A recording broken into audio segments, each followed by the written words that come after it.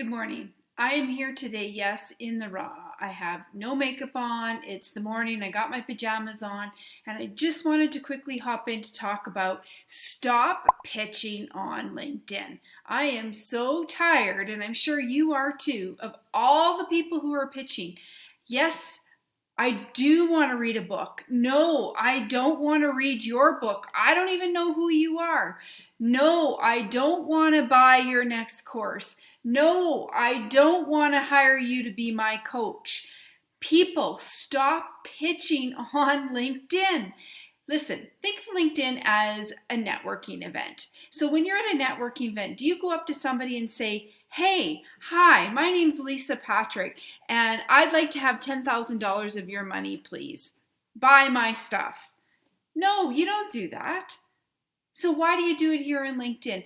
LinkedIn is about making connections, about fostering relationships and building trust.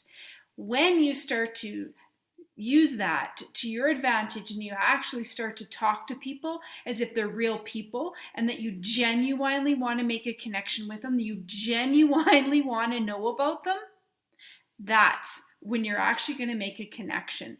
They'll find out what you do naturally. Don't worry about that. If they like you and they trust you, they'll do business with you. So stop pitching on LinkedIn and start making connections.